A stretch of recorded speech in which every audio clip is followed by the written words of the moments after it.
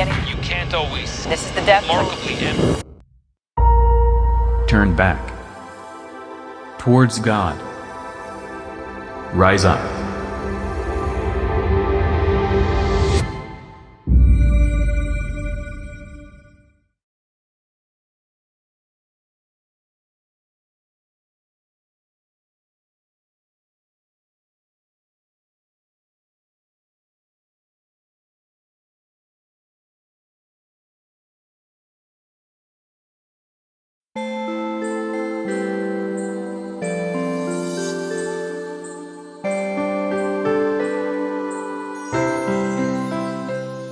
This is the third week of Advent, and it's Monday.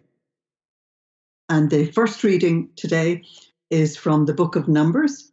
Very unusually, we move away from Isaiah, and we will go back a few times into the early books of the Bible to look at the earliest proclamations about the Christ. And this one goes back to Balaam, son of Beor, and he was asked to curse the people of God, but he actually couldn't do that. Instead of cursing them, he actually blessed them. And he said, I will just give you the highlights of the thing. He said, a hero will arise from their stock, and he reigns over countless people. Now, he was asked to curse this people that were coming out of Egypt. And instead of that, he said that out of their stock was going to come a king who would not just rule over his own people, but would rule over countless people. And that is something we need to look at with the Word of God. It actually gives you exact insights into what is actually coming. And then he was asked a second time to curse the people of God. And he said he couldn't do that because he had to say what God was saying. And he gave this very famous statement about the Christ. I see him, but not in the present. Now, this was spoken approximately 1,000, maybe 400 years, 1,400 before Christ.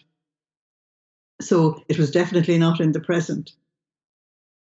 But considering that it was spoken so early in the history of the people, it's fascinating. I behold him, but not close at hand. In other words, he's not among the actual crowd you're asking me to curse. A star from Jacob will take the leadership. A scepter will arise from Israel. Now, a star means a king. And so when Luke reminds you of the Star of Bethlehem, he says the king has come. And because it's so early, then the church gives us Psalm 24.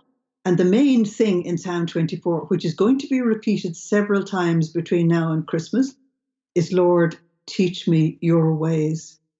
If there's anything that our modern world needs to hear and to say to God is, teach us your ways, because we have got lost in the ways of the world.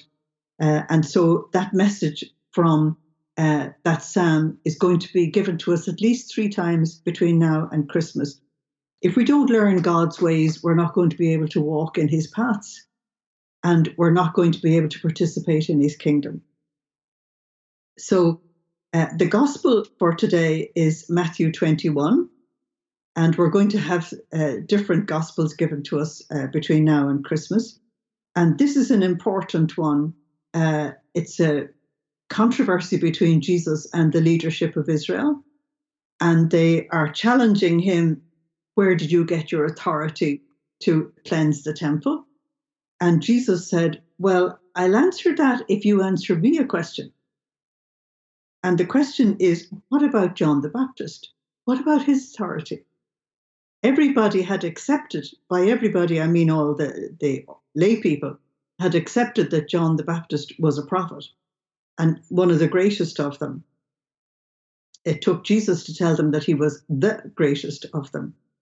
And so the scribes and Pharisees absolutely refused to be honest, either with themselves or with Jesus. And so they said, if we say this, he will say that. And if we say that, he will say the other. So they said, we don't know. Now, these were the men who had highest authority in religion at the time, whose duty was to discern a true prophet from a false prophet. And so for them to absolutely refuse, Jesus said, well, neither will I tell you where I get my authority, because it was from the same place as John the Baptist. And the people knew that John the Baptist was the forerunner of the Messiah. John had already told them that. And so this is a painful moment in which the leadership actually refused to hear the word of God. Now, the warning that's given to us by the church, because the church is giving it to us, is telling us that if we don't listen to the word of God, we too can miss the grace of God, and we can miss the visit of God. Because Christmas is not just about food and drink and presents and tinsel and all the rest of it. It's about the coming of God. And if he's not coming to us, and if we don't open up to receive him, then we've missed the grace of Christmas. And so this is actually an important message today.